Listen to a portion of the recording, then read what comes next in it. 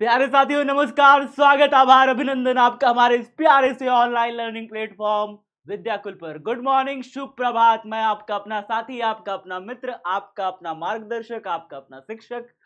प्यारे साथियों, जल्दी से स्टार्ट करते हैं आपकी फिजिक्स की क्लास को। आज है हमारा पीवाईक्यूज और डाउट सेक्शन का दूसरा दिन। तो प्यारे बच्चों, जल्दी जल्दी जुड़ जाइए, फटाफट तरीके से जुड़ जाइए, जल्दी जल्दी जुड़ जाइए, क्योंकि आज की क्लास में हम लोग इस चैप्टर के डाउट सेक्शन को निपटा करके खत्म करने वाले हैं। इस चैप्टर को खत्म करने के बाद हम लोग पहुंच जाएंगे अपने अगले चैप्टर में। तो गुड मॉर्निंग पंकज, वंदना, गुड मॉर्निंग खुशी, गुड मॉर्निंग, कैसे हो सब लोग, कैसे हो? आकृति good morning Prince, good morning Shivam, good morning Zeba, good morning Shweta, good morning. सभी साथियों को शुभ प्रभात। जल्दी जल्दी जुड़ जाइए, फटाफट फटाफट कॉपी पेन निकाल लीजिए, अपने साथ रखिएगा कॉपी पेन। अगर आपको हैंड रिटन नोट्स चाहिए, दिए गए नंबर पे कॉल करके आप अभी घर बैठे हैंड रिटन नोट्स ऑर्डर कर सकते हैं।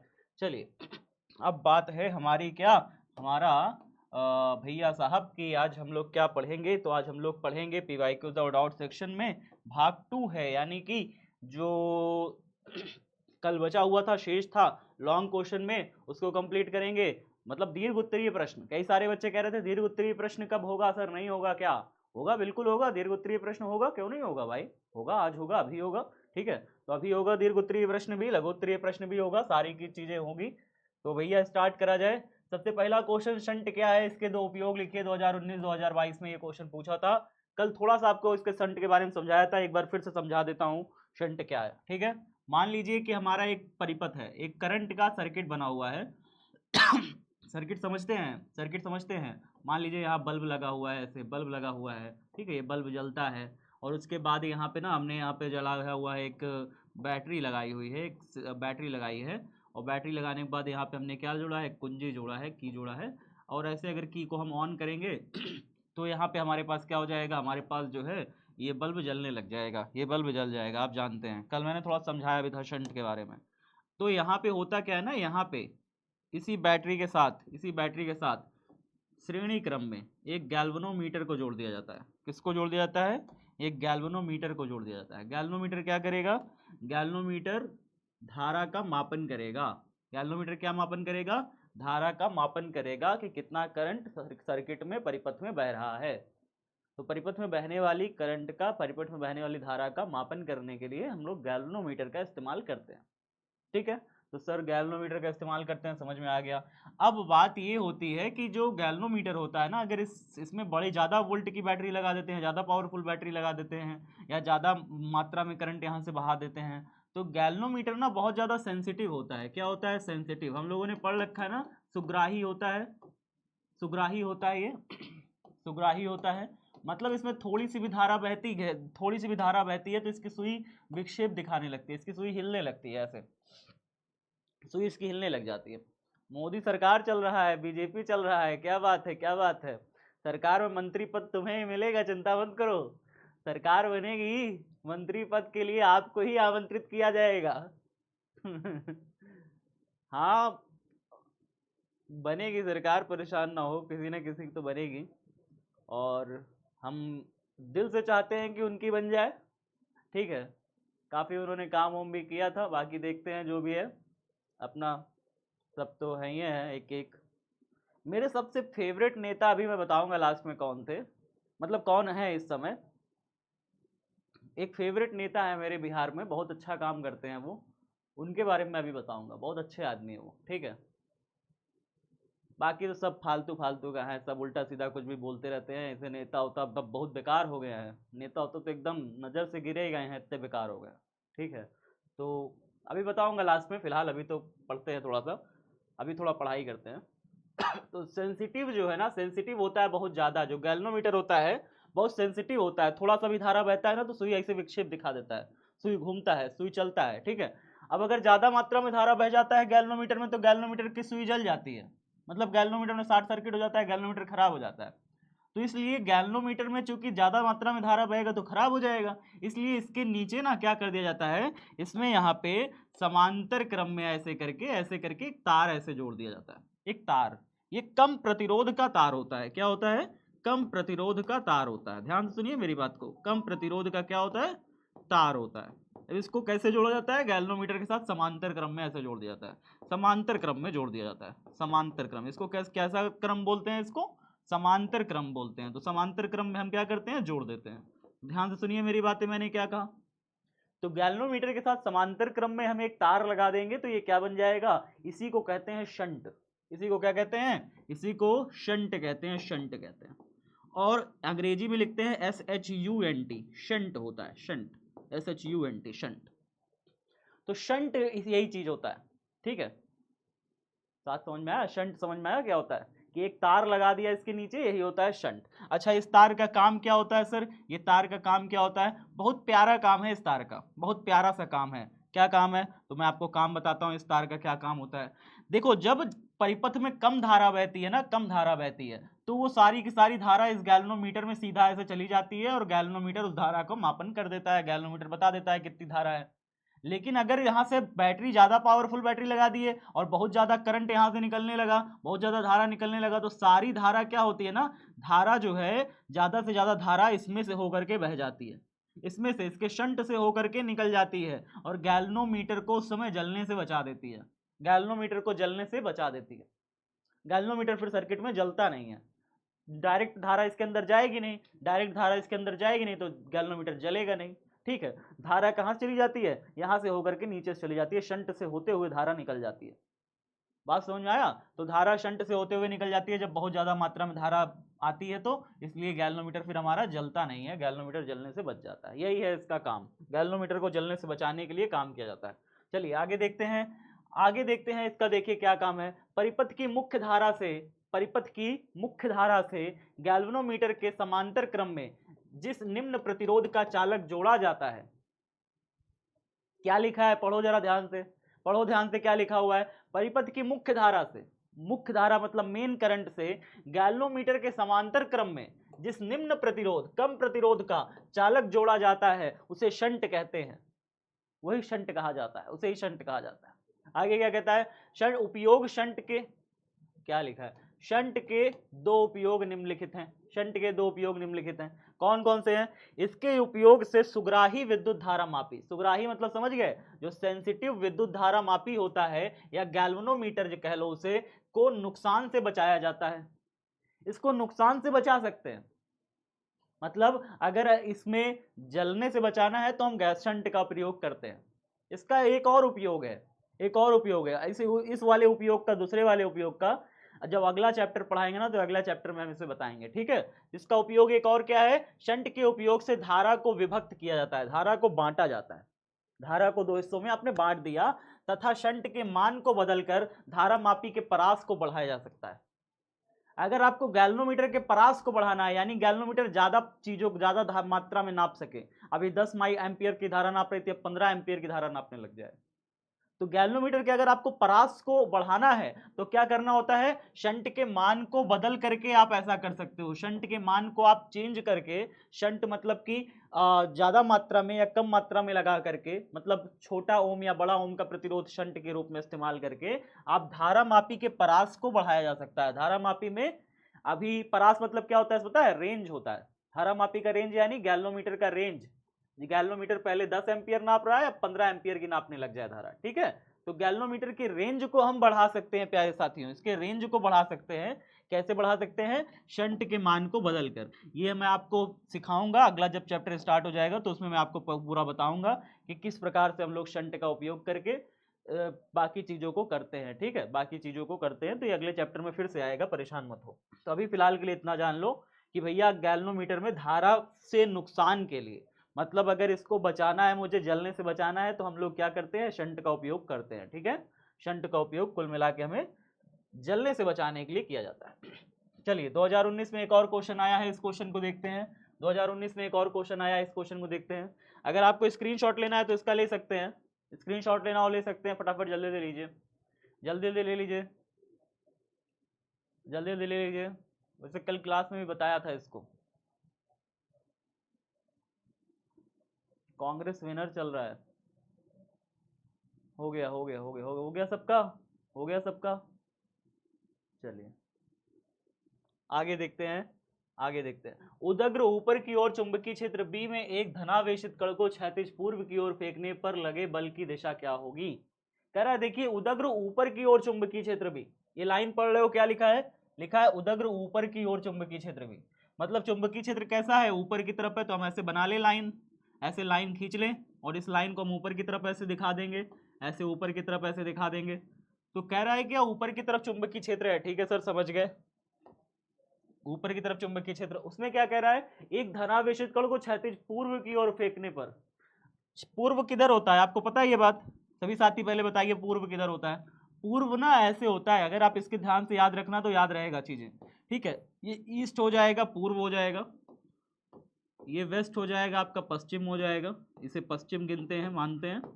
जब हम कॉपी में पूर्व और पश्चिम मानते हैं तो हम ऐसे मानते हैं, कॉपी में जब हम पूर्व पश्चिम मानते हैं तो हम ऐसे मानते हैं, इधर तरफ पूर्व मापते हैं, उधर तरफ पश्चिम मापते हैं, उधर तरफ उत्तर या नॉर्थ नापते हैं, उत्तर है हमारा, और इधर तरफ हम लोग मापन करते हैं दक्षिण का, दक्षिण का यानी साउथ हो गया, ठीक है साउथ हो गया। तो ईस्ट वेस्ट नॉर्थ साउथ इस तरीके से बनाते हैं। अब यहाँ पे क्या कह रहा है, एक धनावेशित कण मतलब पॉजिटिव प्लस क्यू, यहाँ पे प्लस क्यू, ऐसे प्लस क्यू ये बना लो ऐसे। आगे कहता है को क्षैतिज पूर्व की ओर फेंकने पर, पूर्व किधर है आप बताओ, पूर्व किधर है, इस ओर है, इस ओर फेंकें इसे, इस ओर फेंकें, चलो फेंक के देखते हैं इस ओर, तो इस ओर हम इसको फेंकते हैं, इस ओर हम क्या करते हैं इसको फेंकते हैं, तो इस ओर हमने क्या किया इसको फेंका, ऐसे फेंका, क्षैतिज पूर्व की ओर फेंकने पर क्या कह रहा है, लगने वाले बल की दिशा बताओ, कैसे निकाला जाता है दिशा, बी की डायरेक्शन ऊपर है, और मैंने आपको सिखा रखा है, पढ़ा रखा है कि जो धनावेशित कण है जिधर तरफ जाएगा धारा की दिशा वही होगी, धनावेशित कण जिधर जाता है धारा की दिशा वही होती है। तो फ्लेमिंग का बायां हाथ निकालिए ना, बायां हाथ निकालिए आप सभी, बायां हाथ अपना अपना निकालिए, बीजेपी कांग्रेस करने से नहीं कुछ होगा, पहले देखिए बायां हाथ निकालिए, पहले पढ़ लो फिर करना यार, क्लास है ये, पढ़ाई की क्लास है, शिक्षा का मंदिर है, क्या है यहाँ बीजेपी कांग्रेस राजनीति फैलाए हो, राजनीति का है फैलाए हो जी, बाद में देख लेंगे, अभी आएगा रिजल्ट हम खुद ही बैठेंगे सारा दिन, अभी तो पढ़ लो जी, छोड़ो ये सब राजनीति होती, इस सब में कुछ नहीं रखा है, पढ़ाई करोगे तो वहां तक पहुंच पाओगे, है ना, बात समझ में आ रहा है। हम लोग को आईएएस तो बनना है, आप सबको आईएएस बनना है ना, आईएएस बनने के लिए बीजेपी कांग्रेस थोड़ी ना करना है, क्या बनना है जीवन में, आईएएस पीसीएस एग्जाम निकालना है कि नेता बनना है, नेतागिरी में थोड़ी ना जाना है नेतागिरी में सब उत्तर प्रदेश वाला जाता है, उत्तर प्रदेश ना फेमस है नेतागिरी के लिए, वहाँ रहने दो नेतागिरी, अपना बिहार फेमस है सिर्फ आईएएस पीसीएस इसके लिए फेमस है, तो हम लोग आईएएस पीसीएस निकालते हैं, नेता नहीं निकालते, डॉक्टर निकालते हैं, बिल्कुल सही, तो हम लोग डॉक्टर निकालते हैं, आईएएस पीसीएस निकालते हैं, है ना, अपना बिहार इसके लिए फेमस है, यहाँ राजनीति उती का कोनो खेला नहीं होना है, ठीक है। तो देखिए फिलहाल तो प्लस क्यू आवेश जब इधर तरफ जाएगा धारा की दिशा इधर होगा, तो फ्लेमिंग का बायां हाथ निकालिए ना जी, फ्लेमिंग का बायां हाथ, तो फ्लेमिंग का बायां हाथ क्या कहता है, धारा की दिशा इधर रखिए ना, जिधर तरफ धनावेशित कण गति कर रहा है उधर तरफ धारा की दिशा, चुंबकीय क्षेत्र ऊपर की तरफ रख दिया। अब बताइए अंगूठा मेरा किधर है, इसके ऊपर बल किधर लगेगा, बताइए अंगूठा मेरा किधर है, आप बताओ कमेंट बॉक्स में, बीजेपी करने वाला लड़का तुम बताओ, इतना देर से मार फोटो वोटो लगा के, बाहर की तरफ ना, वेरी गुड, बाहर की तरफ है, तो अंगूठा मेरा बाहर की तरफ है, यानी कि यहाँ पर जो बल लगेगा चालक पर, यहाँ पे क्या कह रहा है बल की दिशा क्या होगी, तो बल की दिशा ना यहाँ पे कैसे लिखोगे, ध्यान से देखो कैसे लिखोगे बल की दिशा, क्या लिखोगे, लिखोगे आवेश पर लगने वाला बल, आवेश पर लगने वाले बल की दिशा, लगने वाले बल की दिशा किधर होगी, बल की दिशा कागज के तल के लंबवत ऊपर की ओर होगी, कागज के तल के लंबवत, कागज के तल के लंबवत कैसी होगी, ऊपर की ओर होगी, ऊपर की ओर होगी, बात खत्म, समझ में आई बात है।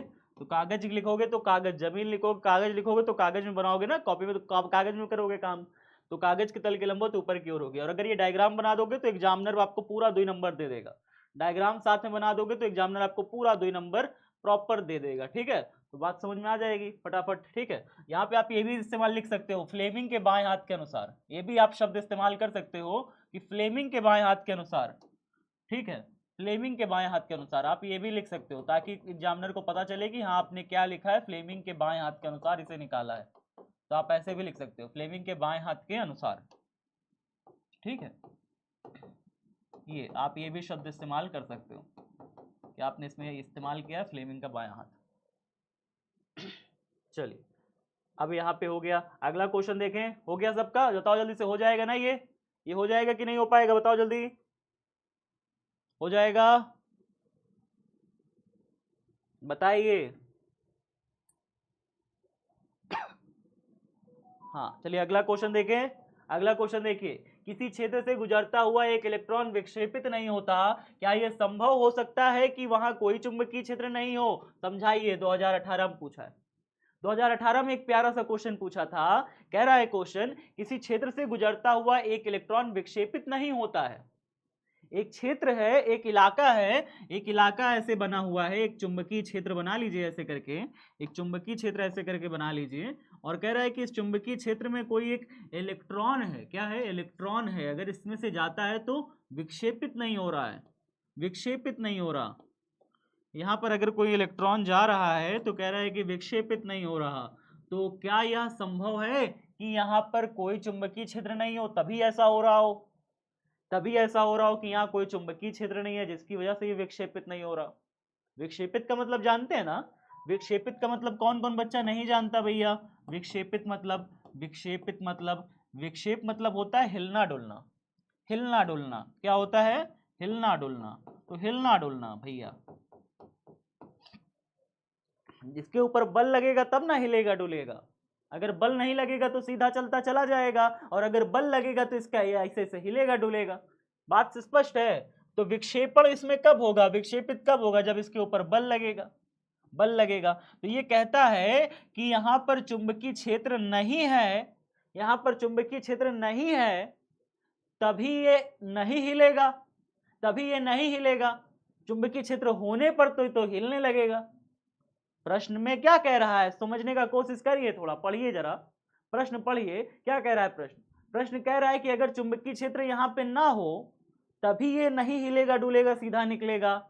अगर चुंबकीय क्षेत्र होगा तो क्या ये संभव है कि चुंबकीय क्षेत्र होते हुए भी ये हिले डुले ना सीधा निकल जाए? बिल्कुल बिल्कुल, चुंबकीय क्षेत्र है फिर भी ये हिलेगा डुलेगा नहीं, सीधा निकल जाएगा। कब? जब ये क्षेत्र की दिशा में जा रहा हो या क्षेत्र की उल्टी दिशा में जा रहा हो। ठीक है, तो क्या लिखोगे इसका आंसर? या तो क्षेत्र के समांतर जा रहा हो या क्षेत्र के प्रति समांतर जा रहा हो तो भी उस पर कोई चुंबकीय बल नहीं लगता। ठीक है, तो उत्तर में क्या लिखोगे? देखो उत्तर कैसे लिखोगे। कोई इलेक्ट्रॉन, कोई इलेक्ट्रॉन, इलेक्ट्रॉन अथवा धनावेशित कण। क्या लिखोगे? इलेक्ट्रॉन अथवा धनावेशित कण, अथवा धनावेशित कण, धनावेशित कण चुंबकीय क्षेत्र में, चुंबकीय क्षेत्र में, क्षेत्र में, क्षेत्र के समांतर, समांतर अथवा क्षेत्र के समांतर अथवा प्रति समांतर, क्षेत्र के समांतर जाए या फिर कैसा जाए? प्रति समांतर जाए, प्रति समांतर। तो चुंबकीय क्षेत्र में यदि कोई इलेक्ट्रॉन अथवा धनावेशित कण चुंबकीय क्षेत्र में क्षेत्र के समांतर या प्रति समांतर गति करता है, गति करता है, गति करता है, गति करता है, तो उस पर कोई चुंबकीय बल कार्य नहीं करता।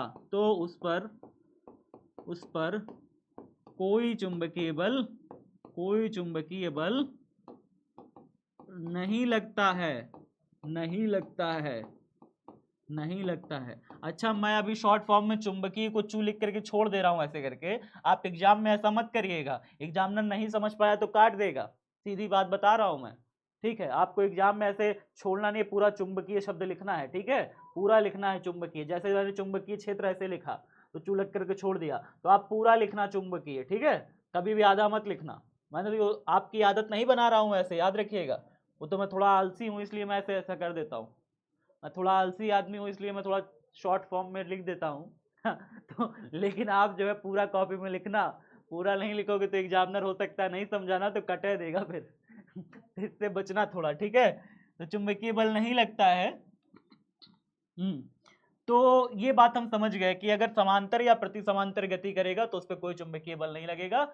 आवश्यक नहीं है, यहाँ पे लिखेंगे आवश्यक नहीं है, आवश्यक नहीं है, या ऐसे लिखते हैं, छोड़ो रुको, वहां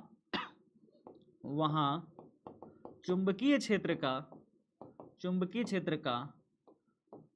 का अनुपस्थित होना, चुंबकीय क्षेत्र का अनुपस्थित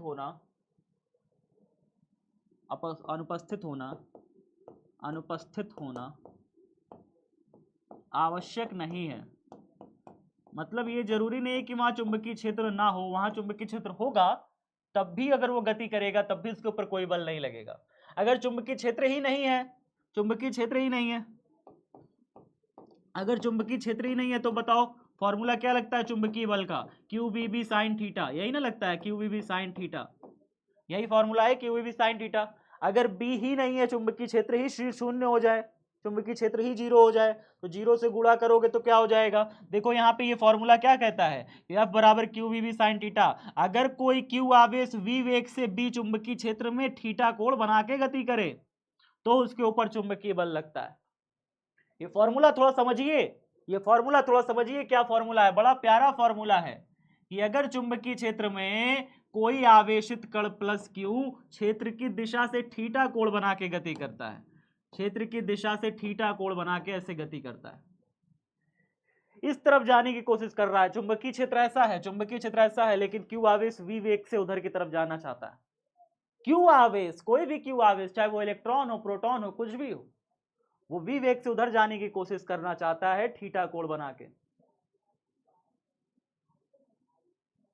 एमएस धोनी चल रहा है, एक तो आरजेडी चल रहा है, एक बैक चल रहा है, एक एमएस धोनी चल रहा है, गुरु क्या हो गया? रुक जा, पहले पढ़ लो, थोड़ा सा समझ लो, बैक तो कर ही देंगे, परेशान ना हो, ठीक है।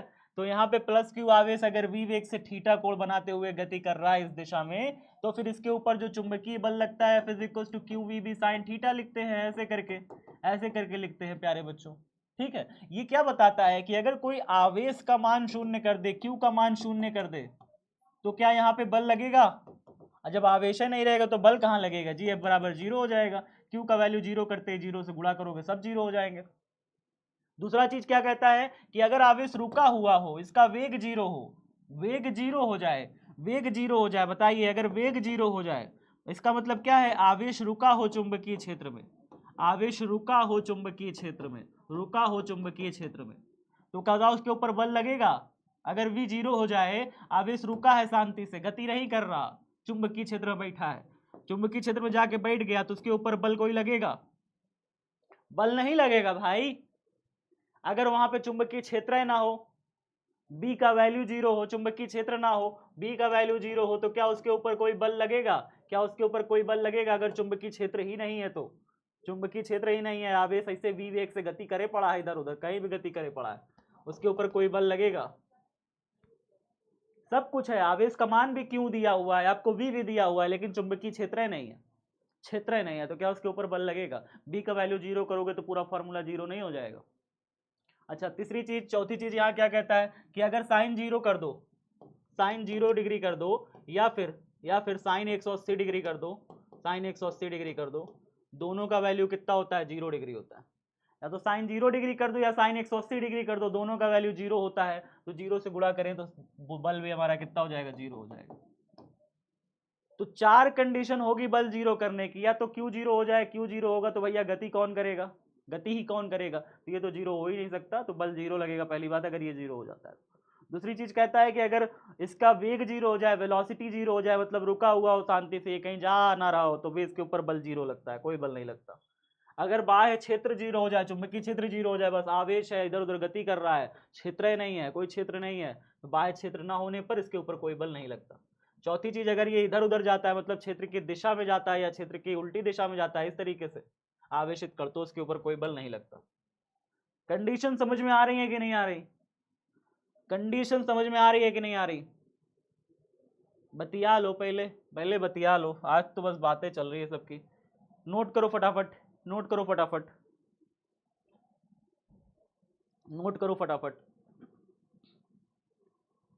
यहाँ पे लिख लेना, यहाँ यहाँ थीटा बराबर 0 डिग्री या और 180 डिग्री पर एफ बराबर 0 मिलता है, एफ बराबर 0।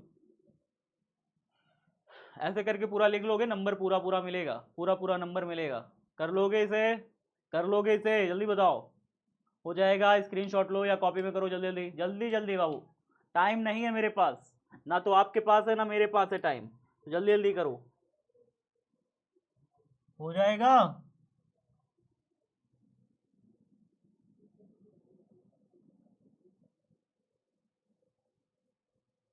बैक हो तो गया, और बैक करना है क्या?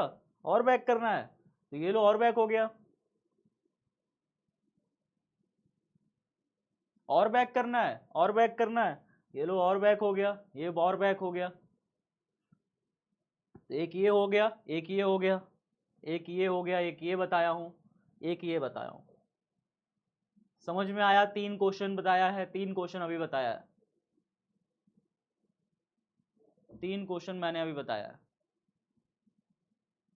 2-2 नंबर वाले क्वेश्चन है ये, 2-2 नंबर वाले क्वेश्चन है, ठीक है। हाँ 2-2 नंबर वाले क्वेश्चन है। इसको कर लो, कॉपी में स्क्रीनशॉट ले लो यार, एक मिनट का देता हूँ टाइम, बहुत यार समय बर्बाद करते हो तुम लोग। 1 2 3 हो गया स्क्रीनशॉट, 1 2 3 हो गया स्क्रीनशॉट, चलो आगे बढ़ो। 1 2 3 हो गया स्क्रीनशॉट, फिर से पूछूंगा, 1 2 3 हो गया स्क्रीनशॉट, आगे बढ़ो। 1 2 3 हो गया स्क्रीनशॉट, फिर से पूछूंगा, 1 2 3 हो गया स्क्रीनशॉट, चलो आगे बढ़ो।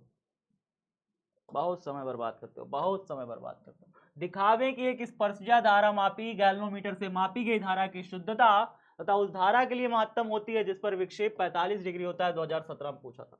अच्छा क्वेश्चन है ये भी। मैक्सिमम धारा चाहता है ये, मैक्सिमम करंट चाहता है, कहता है कि मैक्सिमम करंट के लिए विक्षेप एंगल कितना होना चाहिए? 45 डिग्री होना चाहिए। मतलब अगर 45 डिग्री एंगल हो गया तो फिर उसमें क्या बहेगी? मैक्सिमम करंट बहा रही होगी। जो गैल्वोमीटर होगी, क्या कह रहा है? एक स्पर्शजा धारा मापी, स्पर्शजा धारा मापी समझते हैं, इसको कहते हैं टेंजेंशियल गैल्वोमीटर, ठीक है। गैल्वोमीटर से मापी गई धारा की शुद्धता उस धारा के लिए महत्तम होती है, उस धारा के लिए महत्तम होती है जिसका विक्षेपण 45 डिग्री होता है। मतलब अगर 45 डिग्री एंगल पर अगर उसकी कुंडली घूम जाएगी ना, तो इसका अर्थ होगा कि उसमें सबसे ज्यादा मात्रा में धारा बह रही है, कुंडली में सबसे ज्यादा मात्रा में धारा बह रही है, तो कुंडली 45 डिग्री के एंगल पे घूम चुकी होगी। अब वो कौन सा गैल्वोमीटर होगा? टेंजेंशियल यानी स्पर्शजा धारा मापी। कैसा धारा मापी होगा? स्पर्शजा धारा मापी। देखिए इसका बहुत ही आसान है, बहुत ही आसान है, बहुत आसान तरीके से इसका छोटा सा डेरिवेशन है, प्यारा सा डेरिवेशन है। पहले इसके उत्तर को ऐसे लिखेंगे और लिखेंगे स्पर्शजा धारा मापी में, स्पर्शजा, स्पर्शजा मतलब होता है टैन थीटा। जब आप टैन थीटा को हिंदी में जानते हो ना, साइन पता है क्या होता है? साइन किस किस बच्चे को पता है साइन को हिंदी में क्या कहते हैं? साइन थीटा को हिंदी में क्या कहते हैं, या साइन को हिंदी में क्या कहते हैं? साइन को हिंदी में क्या कहते हैं? साइन को हिंदी में कहते हैं ज्या। कॉस को हिंदी में क्या कहते हैं पता है? कॉस को हिंदी में क्या कहते हैं? कॉस को हिंदी में कहते हैं प्यारे बच्चों कोज्या, कोज्या। टैन को हिंदी में क्या कहते हैं पता है? टैन को हिंदी में कहते हैं स्पर्शजा, स्पर्शजा। समझ में आ गया सब बच्चों को? समझ में आ गया सब बच्चों को? भैया आप लोग कहाँ से पढ़ाते हैं? हम लोग कई जगहों से पढ़ाते हैं। आपको मैं बता दूं, जो हमारा विद्याकुल संस्थान है बहुत बड़ा संस्थान है, और संस्थान की बात करी जाए तो संस्थान हमारा कई सारे स्टेट्स में काम करता है, कई सारे स्टेट्स में। मतलब ये काम करता है हमारा उत्तर प्रदेश में काम करता है, बिहार में काम करता है, और कहाँ कहाँ काम करता है, गुजरात में काम करता है, और शायद और भी जगह है, बहुत सारे जगह है, मुझे जानकारी अभी थोड़ा कम है, लेकिन बहुत सारी जगहों पर हमारा विद्याकुल संस्थान लगा रहता है, कुछ ना कुछ साथ साथ बोर्ड एग्जाम से रिलेटेड या बच्चों से रिलेटेड जुड़े ही रहते हैं, काम करते ही रहते हैं। तो अखिल भैया तो बहुत बिजी रहते हैं इन सारी चीज़ों में मैनेज करने में दुनिया भर की, लेकिन सबसे ज़्यादा जो हमारा पसंदीदा राज्य है, जो हमारा सबसे कर्म भूमि है, जहाँ से स्टार्टिंग हुई थी सब चीज़ की, जो नींव था, पत्थर था, वो बिहार था, वो हमारा राज्य था, बिहार था। बिहार से ही हम स्टार्ट हुए और सब जगह पूरे भारत में फैलने का संकल्प था, पूरे भारत के बच्चों को मदद करने के लिए बोर्ड एग्जाम में जो उनका कोई गाइडेंस नहीं करता था, बोर्ड एग्जाम में बच्चों का कोई गाइडेंस नहीं करता, तो हम लोगों ने बोर्ड एग्जाम के बच्चों के लिए मदद के लिए स्टार्ट किया था। तो कई सारी जगह पर है, पटना में भी है विद्याकुल संस्थान, पटना में भी ऑफिसेज है, पटना में भी सारा कुछ होता है, जहाँ पे हैंड रिटन नोट्स पूरी जगह डिलीवर करी जाती है बिहार में। उसके अलावा सब जगह है यार, क्या क्या बताओ, बहुत सारी चीज़ें हैं, छोड़ो फिलहाल बातचीत बाद में करेंगे, पहले तो अभी पढ़ाई कर लेते हैं। बातचीत के लिए एक दिन डिसाइड करेंगे, अपने जन्मदिन वाला दिन, उस दिन खूब बातचीत करेंगे, ठीक है। आज सिर्फ पढ़ाई कर लेते हैं, ठीक है। बातचीत के लिए एक अलग दिन डिसाइड करा जाएगा, खूब सारा उस दिन बातचीत किया जाएगा। सिर्फ अभी सिर्फ पढ़ाई कर लेते हैं। दिखावे की एक स्पर्शिया धारा मापी से मापी गई धारा की शुद्धता उस धारा के लिए महत्तम होती है जिसका विक्षेपण कोण 45 डिग्री होता है, ठीक है। एस क्या है जी, हो गया सारी चीजें, और कुछ बचा है? और कितना चैप्टर? अच्छा, मैंने एक चीज सोचा है, आपको पता है एक ऐसा चैप्टर है फिजिक्स में, एक ऐसा चैप्टर है फिजिक्स में जिसमें 70 में से 25 नंबर आता है परीक्षा में। 70 में से 25 नंबर सिर्फ एक चैप्टर से पूछता है, सिर्फ सिंगल चैप्टर है जिसमें से 25 नंबर पूछता है। आप सोचो अगर मैं इस चैप्टर को पढ़ लूँ, इस इकलौते चैप्टर को पढ़ लूँ, और फिर उसके बाद में अपना 33 नंबर या 30 नंबर मान लो कि 30 तो मिलेगा नहीं, लेकिन अगर हम मान लें मोटा मोटा कि भैया हम लोग 28 भी अगर ला लें ना, 28 भी ला लें, या कल मान लो प्रैक्टिकल में हम 25 भी ला लेते हैं, 25 भी अगर हम प्रैक्टिकल में ला लेंगे तो 25 25 50 हो जाएगा। देख रहे हो, 25 नंबर एक सिंगल चैप्टर से आता है एग्जाम में। आप सब ये चैप्टर जानते हो कौन सा चैप्टर है जिसमें से सिर्फ 25 नंबर आता है परीक्षा में, अकेले एक चैप्टर से? नहीं जानते? एक चैप्टर है, simple simple chapter, 9th chapter. आपका जो 9th चैप्टर है ना प्यारे बच्चों, 9th चैप्टर, किरण प्रकाशिकी व प्रकाशिक यंत्र, किरण प्रकाशिकी व प्रकाशिक यंत्र। पिछले कई सालों से लगातार इसमें से 25 नंबर के क्वेश्चन पूछे जाते हैं, किरण प्रकाशिकी व प्रकाशिक यंत्र पाठ से। कौन कौन बच्चा आप बताओ कि ये चाहता है कि इस चैप्टर को जो है यूट्यूब पे स्टार्ट कर दिया जाए, यूट्यूब पर अगली क्लास इस चैप्टर की लाई जाए, धीरे धीरे इस चैप्टर को खत्म किया जाए यूट्यूब पे, ऐप पे नहीं, यूट्यूब पे, यूट्यूब पे। भैया 25 नंबर का ये चैप्टर है, अगर मैं हम लोग इसको कंप्लीट कर लेंगे तो मात्र सोचो कि 25 नंबर हमारी झोली में हो गया, 25 नंबर हमारी झोली में हो जाएगा। सोचो इस चैप्टर को अगर आपने कंप्लीट कर लिया तो इसमें पुराना कुछ भी रिलेट नहीं करेगा, चैप्टर 1 चैप्टर 2 पढ़ने की कोई जरूरत नहीं है, ये लाइट है, ये लाइट है। लाइट में पुराना कुछ भी आपको पता हो, चैप्टर 1 चैप्टर 2 आपने नहीं पढ़ा है, कोई दिक्कत की बात ही नहीं है। ये चैप्टर पूरा नया है, इसमें कंसेप्ट ही पूरा नया है, इसमें कोई बिजली नहीं लगनी, इसमें कोई मैग्नेट नहीं लगना, कोई चुंबक नहीं लगना, इसमें कोई धारा प्रवाहित नहीं होगी, ऐसा कुछ नहीं है इसमें, ये पूरा कंसेप्ट ही नया है। इसमें परावर्तन है, इसमें लाइट है, अपवर्तन है, इसमें सब कुछ है, लेंस है, इसमें प्रिज्म लगेगा, इसमें दूरबीन से देखेंगे, ये पूरा चैप्टर ही नया है, अकेला चैप्टर है, बढ़िया चैप्टर है। पढ़ोगे मजा आएगा, बहुत ज़्यादा मजा आएगा। स्टार्ट कर देंगे, यूट्यूब पे सोच रहा हूँ स्टार्ट करने के लिए। अच्छा, कुछ बच्चे कह रहे हैं ऐप पर क्यों नहीं? ऐप पर तो सीरियल से चलेंगे ना, ऐप पर सीरियल से चलेंगे, ऐसे सीरीज से चलते चलेंगे। अभी चौथा चल रहा है, फिर पांचवा, फिर छठवां, फिर सातवां, फिर आठवां, फिर नौवां, ऐप पर सीरियल से चलते चलेंगे, ठीक है। लेकिन यूट्यूब पर हम लोग कवर करते चलेंगे, जो इंपॉर्टेंट टॉपिक्स है उनको भी ले लेंगे। क्या कहते हो, क्या कहते हो? मैं सोच रहा था, कल मैं ये सोच रहा था, बस तो सोचा तो मैंने सोचा आपसे बात कर लूँ, ठीक है। चलिए, एक स्पर्शिया धारा मापी है, से मापी गई धारा की शुद्धता उस धारा के लिए महत्तम होती है जिसका विक्षेपण कोण 45 डिग्री होता है। स्पर्शिया धारा मापी के लिए, पहले तो लिखिए, स्पर्शिया धारा मापी के लिए, धारा मापी के लिए एक बढ़िया चीज होती है, आपको बता दूं मैं, स्पर्शिया, स्पर्शिया मतलब आप समझ गए हो, टैन थीटा होता है, टैन थीटा कहते हैं। तो स्पर्शिया जो धारा मापी होती है ना, उसमें जो धारा होती है आई, वो निर्भर करती है टैन थीटा पर, टैन थीटा पर निर्भर करती है। मतलब जो विक्षेपण कोण है, जो विक्षेपण कोण है, कुंडली जो घूमती है विक्षेपित होती है, कुंडली जो घूमती है विक्षेपित होती है को चुंबकीय क्षेत्र में, उसका जो एंगल बनता है, थीटा एंगल बनता है, उस थीटा एंगल का टैन लो, वही धारा उसमें बहने पर निर्भर करती है। आपको पता है ना कि उसमें क्या होती है, बेलनाकार एक कुंडली होती है, दो ध्रुवों के बीच में, दो चुंबकीय ध्रुवों के बीच में, दो चुंबकीय ध्रुवों के बीच में, बताया है ना सब कुछ। दो चुंबकीय ध्रुवों के बीच में एक कुंडली लटकी होती है, ये कुंडली नरम लोहे की बनी होती है, इसके ऊपर एल्युमिनियम का फ्रेम होता है, फिर उसमें तांबे की तार लपटी होती है, इस तरीके से इस कुंडली में अगर धारा प्रवाहित होती है तो ये कुंडली क्या होती है, घूम जाती है। इस कुंडली में जैसे ही धारा प्रवाहित होती है ये कुंडली घूम जाती है। तो कितने एंगल पर घूमेगी, वो थीटा एंगल का टैन लो। ये टैन जो है इस कुंडली में बहने वाली धारा आई के अनुक्रमानुपाती होता है। आई के अनुक्रमानुपाती होता है किसके लिए, स्पर्शजा धारा मापी, यानी टेंजेंशियल जो हमारा गैल्वेनोमीटर होता है सिर्फ उसके लिए, सिर्फ टेंजेंशियल गैल्वेनोमीटर के लिए सिर्फ ऐसी चीजें होती हैं। चलिए सर समझ गए। अच्छा अब बात ये हो गई कि आई जो है tan फाई के अनुक्रमानुपाती है, सर समझ तो गए, लेकिन जरा इसको सॉल्व करिए। इसको जब बराबर करेंगे तो क्या निकल के आएगा, जब इसको बराबर करते हैं तो यहाँ आता है एक कांस्टेंट के से गुणा करना पड़ता है जब बराबर करेंगे, क्योंकि अनुक्रमानुपाती है, बराबर तो है नहीं, बराबर करोगे तो यहाँ पे एक के से गुणा करना पड़ेगा इस तरीके से tan थीटा। चलिए ठीक है सर, बराबर किया तो हमने इसको के से कांस्टेंट से गुणा किया। ये के है, आर नहीं है। कई सारे बच्चे सोचते हैं सर ने आर बना दिया, ये आर नहीं है प्यारे बच्चों, ये के होता है, ये के है, छोटा वाला के, स्मॉल लेटर के को ऐसे दिखाते हैं बना के, ठीक है, स्मॉल लेटर के ऐसे बनाते हैं दिखा के। चलिए सर इसको समीकरण नंबर 1 बना दीजिए, आप इसको समीकरण नंबर 1 बना दीजिए। और कौन कौन बच्चे अवकलन जानते हैं करना, अवकलन करना जानते हैं, अवकलन करना जानते हैं, बताइए जल्दी से, क्या अवकलन करना आता है।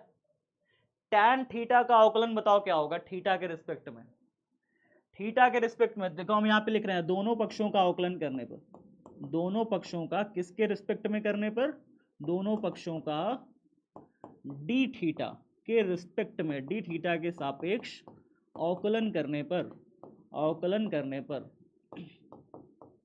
अवकलन करने पर। देखिए इसको कैसे करते हैं सॉल्व, वो देखिए। इसका अगर मैं डी थीटा के रिस्पेक्ट में अवकलन कर दूं तो ये बनेगा डी अपॉन में डी थीटा, ऐसे करके आई, ऐसे, ये देखिए ऐसे करेंगे, डी अपॉन में डी थीटा कर देंगे, इधर डी अपॉन में डी थीटा, इधर भी वैसे ही करेंगे, इधर भी देखिए डी अपॉन में डी थीटा ही करेंगे, दोनों साइड हमने डी अपॉन में डी थीटा ही किया, के इंटू में टैन थीटा, के इंटू में टैन थीटा, ये छोटा के है, ठीक है, छोटा के। सभी बच्चों को यहां तक समझ में आया मैंने क्या किया, दोनों पक्षों का डी थीटा के सापेक्ष अवकलन करने पर, जितने भी बायो वाले हमारे साथी हैं वो ध्यान से सुनेंगे, मैंने क्या किया है, डी बाई डी थीटा किया है, कुछ नहीं किया, डी बाई डी थीटा इधर भी किया, डी बाई डी थीटा इधर भी किया, इधर भी डी बाई डी थीटा, इधर भी डी बाई डी थीटा। इसको कहते हैं, इसको क्या कहते हैं, इसको कहते हैं डी थीटा के सापेक्ष अवकलन करने, इसको बोलते हैं डी थीटा के सापेक्ष अवकलन करने पर, ठीक है। तो समझ में आ गया सब साथियों को, जल्दी बताओ एक बार, एक बार सभी बच्चों को बताइए इतना बात समझ में आया कि नहीं आया। स्पर्शजा धारा मापी के लिए क्या होता है, आई हमारा directly proportional to tan phi होता है, मतलब जो भी विक्षेपण कोण बनता है, जितना भी एंगल पे विक्षेप होता है उसका tan लो, और tan डायरेक्टली प्रोपोर्शनल टू होता है कुंडली में बहने वाली धारा के, कुंडली में बहने वाली धारा के अनुक्रमानुपाती होता है। बराबर करोगे यहाँ एक कांस्टेंट के आएगा, समीकरण 1 बनाओगे, फिर मैंने कहा कि डी थीटा के रिस्पेक्ट में इसको अवकलन कर दो, दोनों पक्षों का अवकलन कर दिया। अच्छा अवकलन का एक प्यारा सा रूल होता है, अवकलन का एक प्यारा सा नियम होता है, क्या होता है, एक नियम होता है, तो नियम देख लीजिए क्या होता है। अवकलन के नियम से, अवकलन के नियम से, अवकलन के नियम ये कहता है कि जो कांस्टेंट होता है ना के, उसका अवकलन नहीं होगा, कांस्टेंट के का अवकलन नहीं होता तो के बाहर आ जाता है। अवकलन कहता है जो नियम है के बाहर आ जाएगा, तो क्या लिखा जाएगा, देखिए इधर लिखा जाएगा डी आई अपॉन में डी थीटा, और इधर क्या लिखा जाएगा, के बाहर आ गया तो डी अपॉन में डी थीटा किसका बचेगा, टैन थीटा का बचेगा, टैन थीटा का बचेगा। और टैन थीटा का डी बाई डी थीटा एक प्यारा सा फॉर्मूला होता है, वो फॉर्मूला लिख लीजिएगा बगल में फॉर्मूला लिख लीजिएगा, D by d theta tan theta, इसका एक फॉर्मूला होता है, क्या होता है फॉर्मूला, सेक स्क्वायर थीटा।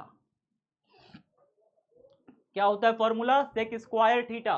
तो D by d theta tan theta का एक फॉर्मूला होता है, ये फॉर्मूला हम लोग यहाँ पे रख देंगे इसकी जगह पे, क्या फॉर्मूला रख देंगे इसकी जगह बताइए, सेक स्क्वायर थीटा। तो हम यहाँ पे लिख देंगे के सेक स्क्वायर थीटा, और यहाँ पे क्या है, डी आई अपॉन में डी थीटा। अब ये डी थीटा भागे में उधर जाएगा, गुणा हो जाएगा, तो यहाँ पे डी आई बराबर कितना हो जाएगा, डी थीटा भाग में उधर जाएगा, गुणा हो गया, तो के सेक स्क्वायर थीटा, और ये बन गया डी थीटा, समीकरण नंबर 2 बना दिया। इतना कहाँ तक बच्चों को समझ में आया, जल्दी बताओ। अवकलन का नियम देखिए यहाँ पे क्या किया, यहाँ पे देखिए क्या किया, ये के कांस्टेंट था, कांस्टेंट को बाहर लिख दिया, बाकी डी बाई डी थीटा सिर्फ टैन थीटा का जाके हो गया। कांस्टेंट जो चीजें होती हैं, अवकलन का नियम है कि कांस्टेंट चीजों का अवकलन नहीं होता, समय के साथ बदल नहीं रही ना, तो उसका अवकलन कैसे होगा। ठीक है, तो ये के बाहर आ जाएगा।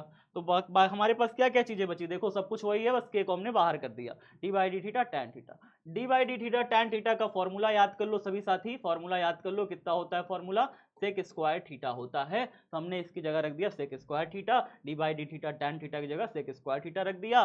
डी आई अपॉन में डी थीटा था, डी थीटा भाग में उधर गया तो गुणा हो गया, इधर भाग में था इधर आया तो गुणा हो गया। यहां तक सबको समझ में आ गया, यहां तक सबको समझ में आ गया।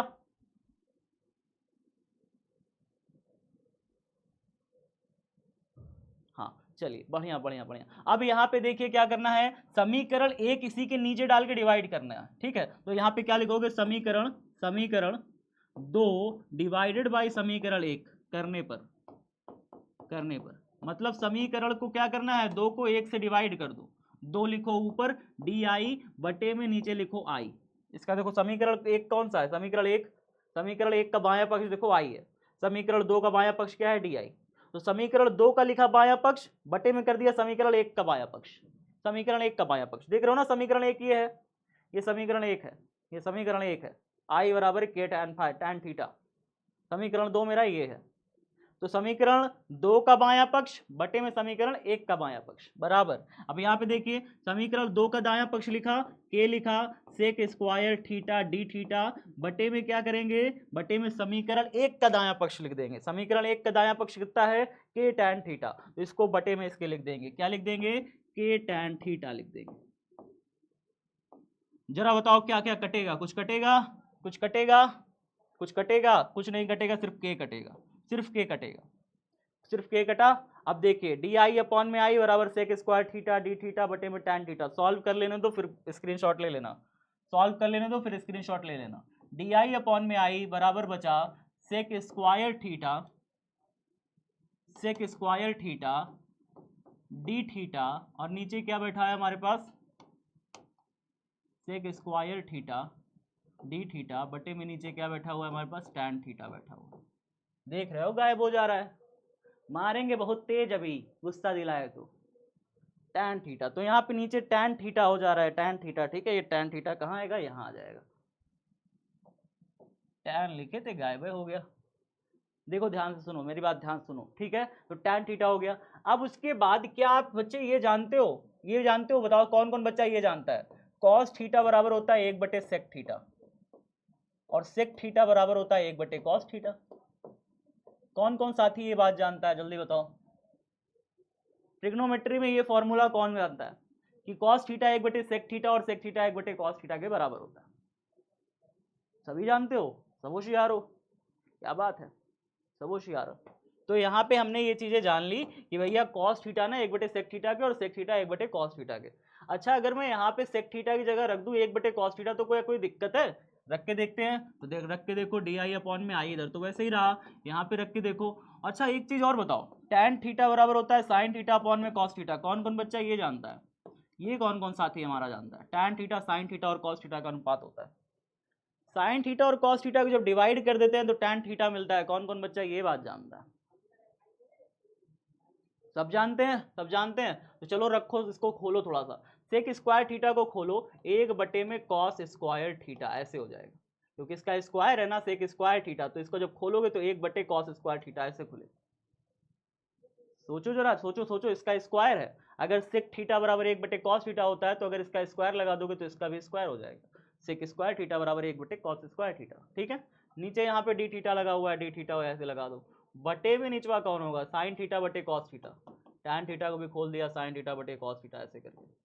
अब जब बटे के बटे में होता है तो ये पहले ऐसे लिखा जाएगा, देखिए कैसे लिखा जाएगा, डी आई अपॉन में आई, इधर तो ऐसे ही चलता रहेगा, जब बटे के बटे होता है तो ये घूम के उल्टा हो जाता है, यानी कैसे हो जाएगा, इधर तो डी थीटा बन जा, डी थीटा ऊपर ऐसे कर लो डी थीटा, निचवा बटे में क्या आएगा कॉस स्क्वायर थीटा ऐसे करके।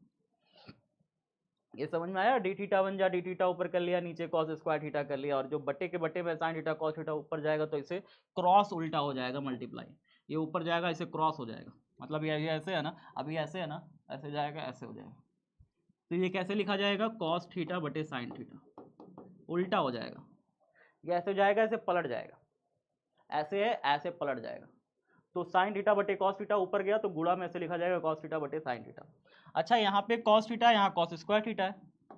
एक चीज बड़ा ध्यान से देखना, यहाँ कॉस थीटा, यहाँ कॉस स्क्वायर थीटा है। एक कॉस थीटा से एक कॉस थीटा इसका कट जाएगा, तो कट जाएगा कि नहीं कट जाएगा? तो ये डी आई अपॉन में आई बराबर क्या बचेगा, ऊपर बचा डी थीटा और नीचे क्या बचा, sine theta into cos theta, sine theta into cos theta. इतने में कहाँ तक बच्चों को समस्या हुई बताओ मुझे, इतने में कहाँ तक समस्या हुई मुझे जरा बताओ। मैंने क्या क्या किया फिर से देखो, d I upon I sec square theta D theta बटे में टैन थीटा, ये था फॉर्मूला। फिर मैंने कहा कि सेक थीटा को सेक स्क्वायर थीटा को खोलो, सेक स्क्वायर थीटा बराबर होता है 1 बटे कॉस स्क्वायर थीटा। ये फॉर्मूला आपको याद रखना है, जो बायो वाले हमारे साथी हैं उनको ये फॉर्मूला याद रखना है। तो सेक स्क्वायर थीटा को 1 बटे कॉस स्क्वायर थीटा कर लो, डी थीटा कर लो, टैन थीटा की जगह रख दो साइन थीटा बटे कॉस थीटा, टैन थीटा का फॉर्मूला भी साइन थीटा बटे कॉस थीटा। अच्छा फिर उसके बाद क्या किया, ये बटे में था, बटे के बटे में था तो ये पलट जाया ऊपर जाके, जब ये ऊपर जाके पलट गया तो ये बन गया D theta cos square theta, नीचे कॉस स्क्वायर थीटा था ही, कॉस थीटा बटे साइन थीटा, ऐसे हो गया, ऐसे जाके मल्टीप्लाई, कॉस थीटा से कॉस स्क्वायर थीटा में कट गया तो एक कॉस थीटा अभी भी बचा है, एक कॉस थीटा अभी बचा है, साइन थीटा ये है, तो ऊपर बचा डी थीटा, नीचे बचा कॉस थीटा साइन थीटा। यहाँ तक सबको समझ में आ गया? रिपीट भी करते चल रहा हूँ मैं, साथ साथ रिपीट भी करते चल रहा हूँ, साथ साथ रिपीट करते चल रहा हूँ, तो आपको दिक्कत नहीं आएगी, साथ साथ मैं रिपीट भी कर रहा हूँ। चलो अब यहाँ पे देखो, आगे यहीं पर मैं आगे कर दे रहा हूँ, देखो ध्यान से, इसी के आगे यहाँ कर दे रहा हूँ, ठीक है। चलिए अभी यहाँ पे क्या करो, ऊपर नीचे 2 से गुणा भाग कर सकते हो कि नहीं कर सकते, इसको ऊपर नीचे 2 से गुणा भाग कर सकते हो, डी आई अपॉन आई बराबर ऊपर नीचे 2 से गुणा भाग कर दो, यानी ऊपर गुणा किया 2 और नीचे गुणा किया 2 साइन थीटा कॉस थीटा। कौन बच्चे ये फॉर्मूला जानते हैं, 2 साइन थीटा कॉस थीटा कितना होता है, ये फॉर्मूला बताओ कितना होता है, जानते हो ट्रिग्नोमेट्री में ये फॉर्मूला क्या होता है, 2 साइन थीटा कॉस थीटा? कौन बच्चा, जो बच्चा जानता है उसका हम नाम बताएंगे। चैप्टर 4 का पीवाईक्यूज कब लाइएगा भैया?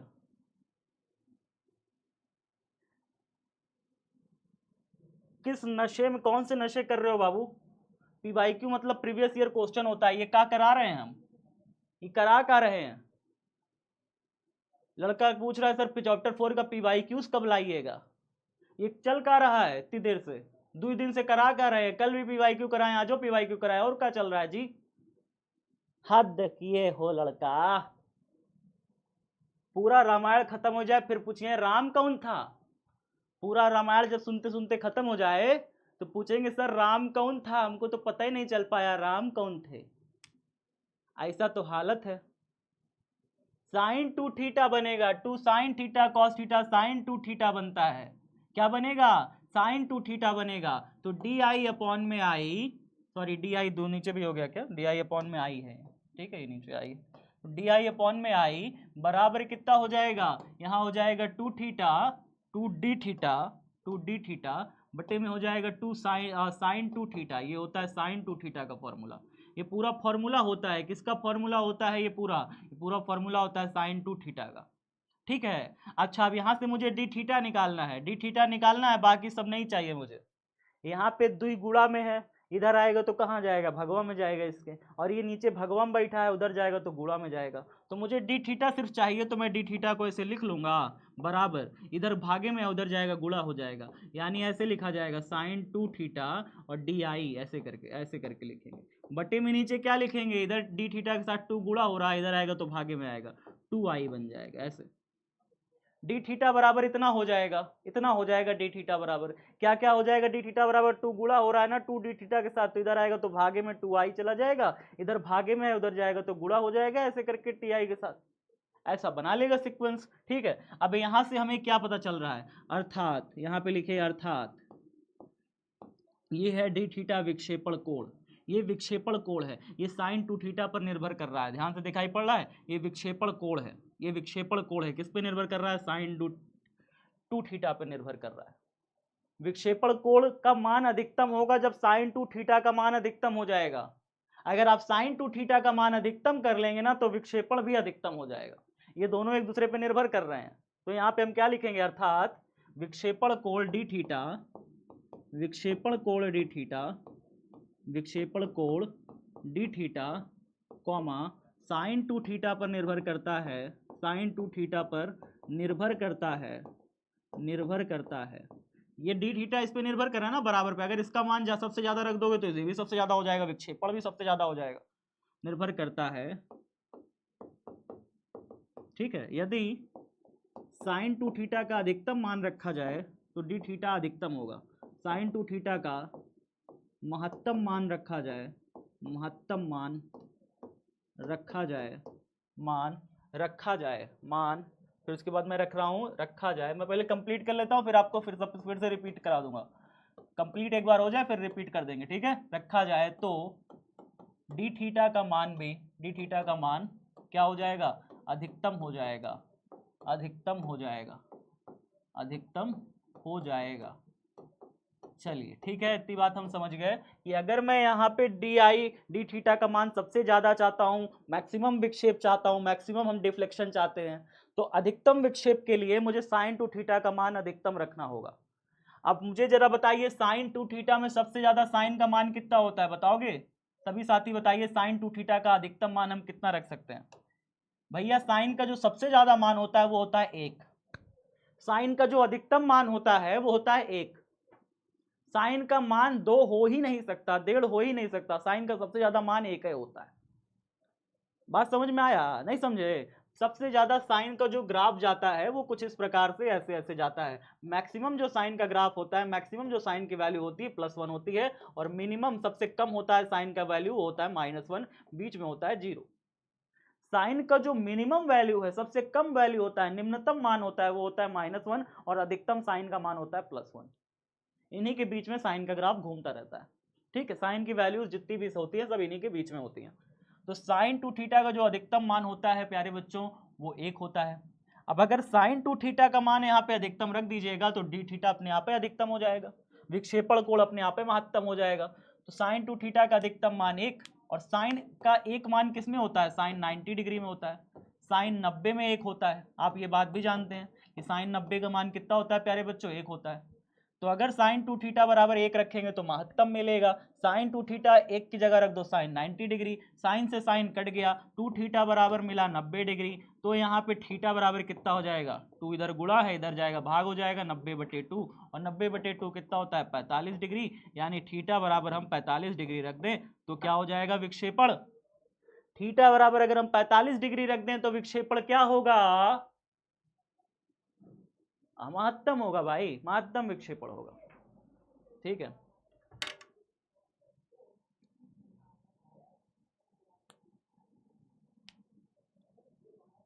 ठीक है, बात समझ में आया? तो यहाँ पे देखिए फिर से एक बार इसे समझने का प्रयास करिए, फिर से समझने का प्रयास करिए, फिर समझने का प्रयास करिए। देखिए क्या क्या आ गया, I directly proportional to tan pi, I बराबर के टैन पाई, दोनों पक्षों का डी फाई डी थीटा के सापेक्ष अवकलन करने पर, दोनों पक्षों का डी थीटा के सापेक्ष अवकलन करने पर, डी थीटा के सापेक्ष हमने दोनों पक्षों का अवकलन कर दिया, अवकलन किया तो ये हो गया डी आई अपॉन में डी थीटा, इधर हो गया के तो कांस्टेंट रहेगा, डी बाई डी थीटा, के टैन थीटा हो गया। उसके बाद मैंने कहा कि भैया डी आई अपॉन में डी थीटा किया, डी आई अपॉन में डी थीटा किया बराबर के कांस्टेंट था, अवकलन के नियम से क्या होता है, कांस्टेंट चीजों का अवकलन नहीं होता, वो बाहर आ गया, टैन थीटा आया। फिर मैंने कहा टैन थीटा का जो अवकलन होता है ना वो सेक स्क्वायर थीटा होता है, तो हमने इसकी जगह सेक स्क्वायर थीटा रख दिया। ठीक है सर, उसके बाद मैंने कहा कि ये तो हमारे पास आ गया, अब इसका अगर ये भाग में है डी थीटा तो इधर आएगा तो गुणा हो जाएगा, डी थीटा इधर आ गया। फिर मैंने कहा कि इन दोनों को डिवाइड कर दो, मतलब समीकरण 2 और समीकरण 1 जो पुराना वाला समीकरण था इसको 1 बना दिया था ना हमने, इसको 1 बना दिया था, क्योंकि स्पर्शा धारा मापी के लिए होता ही है कि जो धारा होती है वो टैन थीटा के अनुक्रमानुपाती होती है। ठीक है, चलिए सर इतनी बात हम जान गए। अब आगे हमने जाना कि भैया डी आई समीकरण दूसरे को समीकरण पहले से डिवाइड कर दिया, और फिर हमने के sine square theta D theta जो था हमारा पहले वाले समीकरण के टैन थीटा से डिवाइड किया, तो के से के कट गया, के से के कट गया, sine square theta tan theta, और ये पूरा फंक्शन हमारे पास मिला है।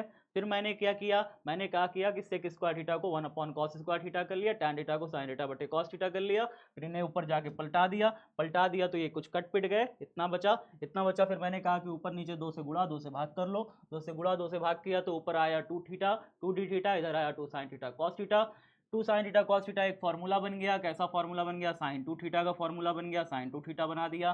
फिर मैंने कहा कि अब मुझे क्या चाहिए, मुझे चाहिए प्यारे साथियों मुझे चाहिए डी थीटा, मुझे चाहिए डी थीटा, तो मैंने डी थीटा को इधर ही रखा, बाकी सब चीज़ों को क्या कर दिया, बाकी सब चीज़ों को उधर भेज दिया। एक मिनट, एक मिनट एक मिनट एक मिनट एक मिनट, ये थोड़ा सा यहाँ पे एक मिस्टेक हुआ है, थोड़ा सा यहाँ पे एक मिस्टेक हुआ है, रुक जाओ, थोड़ा सा यहाँ पे एक छोटा सा मिस्टेक हो गया है। मिस्टेक ये है, ये इधर डी थीटा नहीं आएगा, इधर आएगा आई, ये जो भागे में है ना आई, ये जो यहाँ पे है इधर डी थीटा इधर रहेगा, इधर आएगा आई। हाँ अब सही है, वही मुझे लग रहा था कि जो धारा का मान अधिकतम होगा, धारा का मान अधिकतम होगा ना प्यारे साथियों, धारा ये इधर चला जाएगा, ये ऊपर चला जाएगा, ठीक है। तो आई इधर रखो, बाकी सब चीज़ों को उधर भेज दो। समझे मान, नहीं समझे? देखो इसमें क्या करना है, यहाँ के बाद देखिए क्या करना है, यहाँ के बाद देखिए क्या करना है, आई को उधर भेज दो, इसको इधर पूरा लेते आओ, इसको इधर भेज दो, मतलब तिर्यक करो, तिर्यक गुणा करो, इसको तिर्यक गुणा करो, डी आई इंटू में साइन टू थीटा, ऐसे बनाओ, ऐसे बनाओ, बराबर आई को उधर गुणा करो तो कितना हो जाएगा, टू आई डी थीटा, ऐसे ना बनेगा।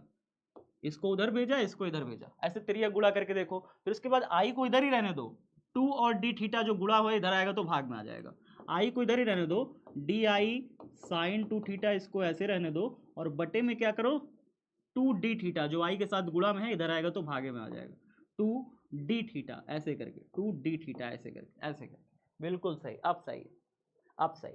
तो आई जो है ना, आई यहाँ से हमें पता चलता है कि निर्भर करता है साइन टू थीटा पर, साइन टू थीटा पर। आई का मान जो है ना महत्तम तब होगा, धारा का मान महत्तम तब होगा जब यहाँ पे थीटा जो है ना, थीटा, यहाँ पे प्रश्न में हमसे धारा का महत्तम मान पूछ रहा था, प्रश्न में देखिए हमसे क्या कह रहा है, धारा की शुद्धता के लिए उस धारा के लिए महत्तम होती है जिसका विक्षेपण कोण 45 डिग्री होता है। तो यहाँ पे हमसे धारा का महत्तम पूछ रहा था ना, तो धारा का महत्तम हम यहाँ पे निकालेंगे, आई यहाँ पे साइन टू थीटा के रिस्पेक्टली डायरेक्टली प्रोपोर्शनल है, आई का मान महत्तम तब मिलेगा जब साइन टू थीटा का मान महत्तम हो जाए, साइन टू थीटा का मान महत्तम हो जाए, ठीक है। तो साइन टू थीटा का डी थीटा का महत्तम मान हो जाएगा, ठीक है। यहाँ पे क्या लिखोगे, आई का मान महत्तम तब प्राप्त होगा, यहाँ पे लिखो आई का मान महत्तम प्राप्त होगा, महत्तम प्राप्त होगा जब डी थीटा का मान महत्तम हो जाएगा, ठीक है। और डी थीटा का मान महत्तम कब मिलेगा, जब हमने कहा कि सॉरी ये डी थीटा नहीं, थीटा साइन टू थीटा होना चाहिए, साइन टू थीटा का मान महत्तम हो जाए, बस बस बस, अब सही है, अब सब कुछ सही है। आई का मान मुझे महत्तम लेना है, आई का मान यहाँ पे महत्तम लेना है, ठीक है। आई धारा का मान महत्तम चाहिए, और धारा का मान महत्तम कब मिलेगा, जब D I sign to theta upon में टू डी थीटा, हमने सारा चीज यहाँ पे, फिर मैंने कहा कि ये सब डी आई तो एक छोटा सा धारा है, डी थीटा भी छोटी सी धारा है, टू एक कांस्टेंट नंबर है, ये सब कांस्टेंट है, आई डायरेक्टली प्रोपोर्शनल कर रहा है साइन टू थीटा के, डेस्क पे निर्भर कर रहा है directly, I sign to theta पे निर्भर कर रहा है। फिर मैंने कहा धारा का मान महत्तम तब मिलेगा जब साइन टू थीटा का महत्तम मान रखोगे, महत्तम मान साइन टू थीटा का कितना होता है, एक होता है, साइन टू थीटा का महत्तम मान एक होता है, और साइन टू थीटा में जो एक वैल्यू होता है वो साइन 90 का होता है, साइन 90 का होता है। फिर मैंने टू थीटा बराबर साइन 90 किया, और टू थीटा को जब साइन से साइन कट गया दोनों साइड, तो टू थीटा बराबर 90 आया, थीटा बराबर 90/2 जो कि आया 45। तो 45 डिग्री अगर यहाँ पे कुंडली घूम जाएगी तो धारा हमारी कैसी होगी, महत्तम मिलेगी। 45 डिग्री पर धारा कैसी होगी, महत्तम मिलेगी, बस यहीं तक करना है। अब आप स्क्रीनशॉट लेना चाहते हो तो स्क्रीनशॉट ले लो फटाफट, जल्दी ले लो। 1 2 3 1 2 3 फटाफट, 1 2 3 हो गया, आगे देखो 1 2 3 हो गया, आगे 1 2 3 1 2 3 हो गया, इसका भी लास्ट 1 2 3 सबका हो गया, जल्दी बताओ।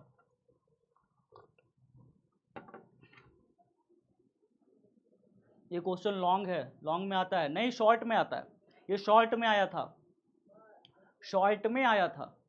इसको मैंने थोड़ा सा एक्सप्लेन किया है इसलिए लंबा लग रहा है, इसको मैंने थोड़ा सा एक्सप्लेन करते हुए ले आया हूं इसलिए थोड़ा सा लंबा लग रहा है, बाकी किताबों में ये लंबा नहीं होता है, शॉर्ट में होता है, ठीक है।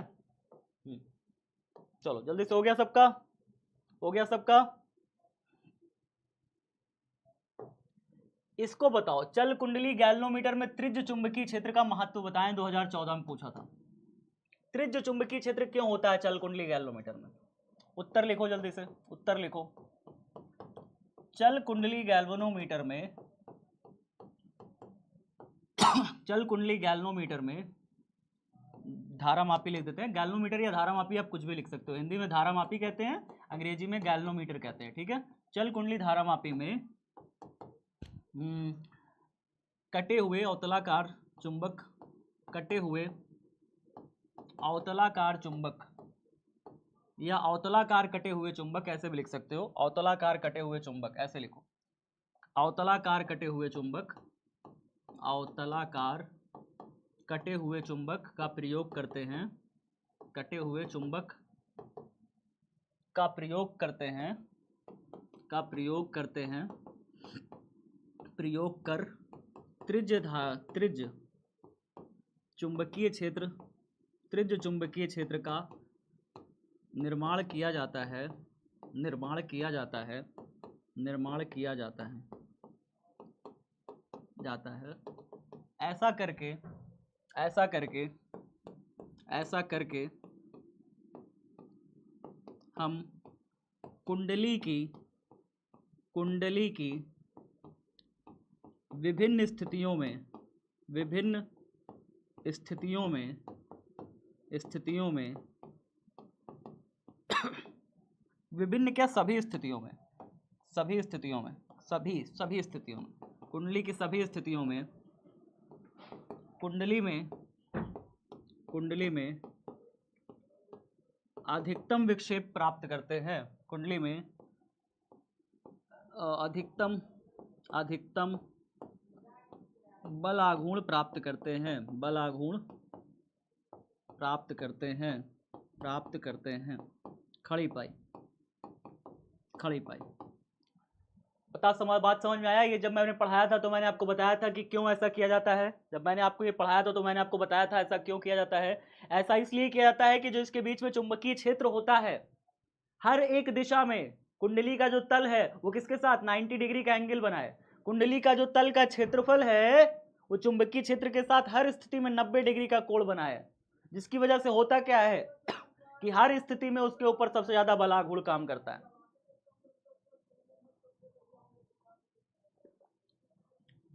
मेरे को तो आ गया, क्या आ गया भाई?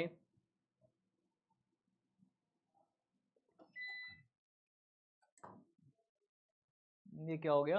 बोर्ड बंद हो गया। सब मैं दिख रहा हूँ कि नहीं दिख रहा हूँ? मैं दिख रहा हूँ, मैं दिख रहा हूँ। बोर्ड दिख रहा है पीछे, बोर्ड दिख रहा है पीछे। मैं भी नहीं दिख रहा। नया चैप्टर स्टार्ट होगा कल से। आज इसको खत्म कर दे तो नया चैप्टर स्टार्ट करें ना जी। आज इसको खत्म कर दें तो नया चैप्टर स्टार्ट करें। बोर्ड बंद हो गया है। मैं भी नहीं दिख रहा क्या? सुशील, ऋतिक, हेमंत, श्रुति, मैं दिख रहा हूँ कि नहीं?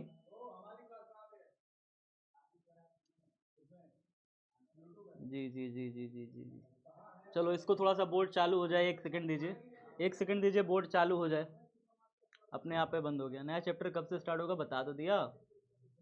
अच्छा ये पूछ रहे हो क्या नया बैच कब से स्टार्ट होगा? नया बैच 12 जून से स्टार्ट होगा। मेरे जन्मदिन के दिन से ही नया बैच स्टार्ट हो रहा है, आपको पता होनी चाहिए बात। तो नया बैच स्टार्ट होगा 12 जून से, चिंता मत करिए। हाँ भाई साहब, कहाँ गए, कहाँ गए नोट बाबू? ये नोट बाबू खुलो जल्दी। खुल रहे हैं हमारे नोट बाबू, परेशान मत होइए।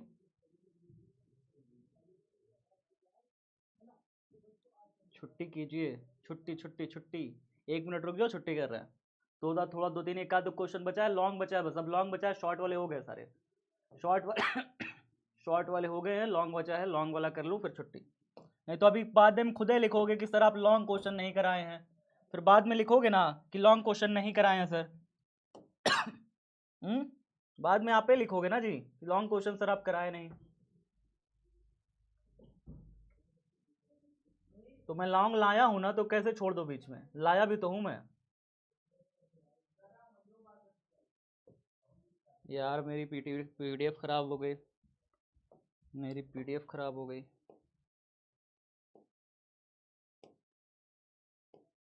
देख रहे हो ये हरा हरा क्या हो गया? ओ, दुख दर्द पीड़ा, मेरे बाकी के क्वेश्चन कहाँ चले गए? ये कैसे हो गया यार? दुख दर्द पीड़ा का नाम जानते हो क्या होता है? इतनी मेहनत से पूरा पीपीटी बनाओ और पीपीटी खराब। इसके बाद साइन 45 डिग्री के बाद कुछ बचा ही नहीं आगे का। स्क्रीनशॉट लिए थे कि नहीं चल कुंडली गैल्वेनोमीटर वाला? यार ये क्या बताऊं।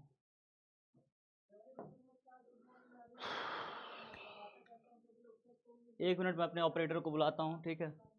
वो चल कुंडली गैल्वेनोमीटर वाला स्क्रीनशॉट लिया। बोर्ड बंद हुआ, अपने आप ऑन हुआ है, उसके बाद पूरी पीपीटी ग्रीन हो गई है। सही है? सही नहीं है? देखिए सब कुछ लिखा था, मतलब कंटेंट पूरा था, लॉन्ग क्वेश्चन पूरे थे। अब देखिए ये क्या है, ये क्या है, ये क्या है। अश्विनी को बुलाइए, कैसे भी करिए, मुझे पीपीटी चाहिए बैक मेरी।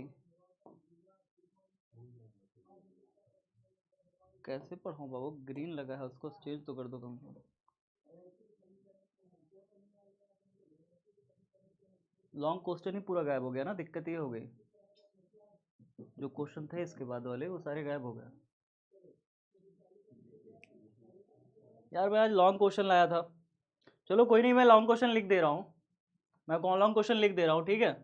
क्या कहते हो, लॉन्ग क्वेश्चन लिख दूँ आपके लिए? मेरे पास है ना लॉन्ग क्वेश्चन। एक काम करो, पीपीटी लगा दो दूसरी वाली। इसको मैं छोड़ दूँ ना ऐसे? तो एक काम कर दो, 1 मिनट स्ट्रीमिंग रोक करके मेरी पीपीटी लगा दो पन्ना से, तो वो उसमें लगा हुआ है। तभी सुबह वाली जो पीपीटी थी, स्ट्रीमिंग रोकी है ना, तो मेरी पीपीटी फटाक से लगाओ। टेलीग्राम खोलो बहुत जल्दी से, जल्दी जल्दी जल्दी जल्दी। ये वाली पीपीटी लो।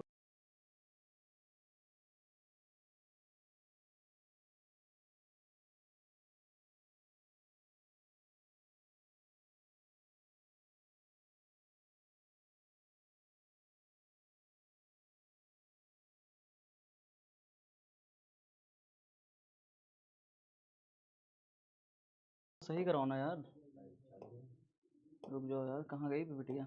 ये है, हाँ हाँ, ठीक ठीक ठीक ठीक, चालू कराओ जल्दी जल्दी जल्दी जल्दी। तो चल कुंडली गैल, अरे ये कैसे हुआ? चल चल कुंडली गैल्वेनोमीटर आपने देख लिया है, चल कुंडली गैल्वेनोमीटर सबने देख लिया है। हाँ बस, सब सही, अब सब सही है। बबली अब सब सही है, मुकेश, नूर आलम सब सही है, सब चीज़ें सही है, गुंजन सब सही हो गया, सब सही हो गया। ध्यान से देखिए अब सभी चीज़ों को, ध्यान से देखिए सभी चीज़ों को। लॉन्ग में इसके कौन कौन से क्वेश्चन पूछा है वो देखिए, दीर्घ उत्तरीय प्रश्न में इसके कौन कौन से पूछा है वो देखिए। क्वेश्चन 1/2015 में आपसे पूछा है, लिखा है बायोसेवर्ट का नियम लिखें, तो बायोसेवर्ट का नियम आप सभी लिख लेंगे, बायोसेवर्ट का नियम आप सभी लिख लेंगे। आपको लिखना सिखाया है, बायोसेवर्ट का नियम लिख लोगे। हाँ, नहीं लिख पाओगे तो यूट्यूब पर भी कल बताया था, पढ़ाया था, जिन बच्चों ने यूट्यूब पर पढ़ा होगा कम से कम वो जानते होंगे, ठीक है। तो सारी चीज़ें क्लास में भी कराया हूँ, यूट्यूब पर भी करा दिया हूँ, सब जगह करा दिया हूँ। बायोसेवर्ट का नियम लिखिए, इसका उपयोग करके एक धारावाही वृत्ताकार लूप के अक्ष के किसी बिंदु पर चुंबकीय क्षेत्र का व्यंजक, ये वाला फॉर्मूला, इसके लूप के x दूरी पर किसी बिंदु पर, बिंदु P पर चुंबकीय क्षेत्र निकालना है, इस पर dl अल्पांश के कारण।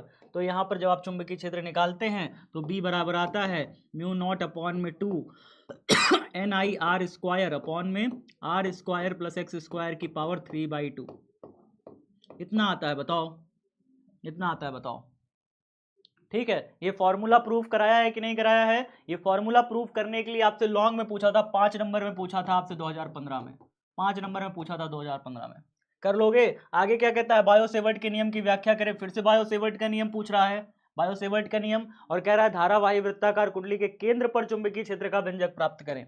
मतलब ये वाला फॉर्मूला, इसके कुंडली के केंद्र पर चुंबकीय क्षेत्र का व्यंजक, अगर इसमें धारा आई बह रही है, इस दिशा में धारा आई बह रही है, इसके केंद्र पर जो चुंबकीय क्षेत्र का व्यंजक होगा बी बराबर म्यू नॉट अपॉन में 2I अपॉन में R। ये वाला फॉर्मूला निकालने के लिए कह रहा है। तो ये वाला फॉर्मूला जिस वाले क्वेश्चन में पूछ रहा है, ये भी 5 नंबर में आया था आपके लिए, और ये वाला फॉर्मूला जो 5 नंबर में आया था, ये वाला फॉर्मूला प्रूव करने के लिए। ये दो फॉर्मूला की प्रूविंग करा चुका हूं क्लास में, आप इसे देखिएगा, करिएगा, कॉपी में प्रैक्टिस करिए अपने से, अपने से इनको प्रैक्टिस करिए, इसकी प्रैक्टिस करिए, इसकी प्रैक्टिस करिए। ये दोनों चीजें आपकी क्लास में कराई जा चुकी हैं। तो लॉन्ग में 5-5 नंबर में ये दोनों चीजें आपसे पूछी थी, ठीक है। ये 2 क्वेश्चन हो गए लॉन्ग के, और एक तीसरा क्वेश्चन जो लॉन्ग में पूछा था वो था साइक्लोट्रॉन। किस पे था? साइक्लोट्रॉन। चल जाओ नहीं तो बहुत मारेंगे, दिमाग खराब करके बैठा है बोर्ड। चलो चल गया चल गया चल गया चल गया। आगे देखिए, देखिए चल कुंडली गैल्वेनोमीटर वाला लिखे थे कि नहीं लिखे थे? डबल साउंड आ रहा है, साउंड प्रॉब्लम भी है। अरे यार ये कैसे हो रहा है?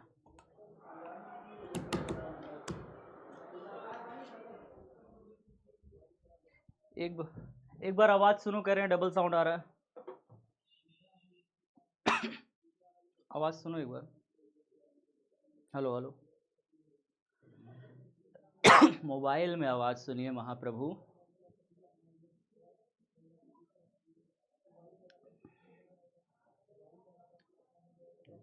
हेलो हेलो, क्या आवाज आ रही है मेरी सभी साथियों को? सही है। एसपी लिख रहे थे ना सब लोग, साउंड प्रॉब्लम। आवाज आ रही है सही? देखो कितना वाइब्रेट कर रहा है। क्या कहीं सब सही तो है।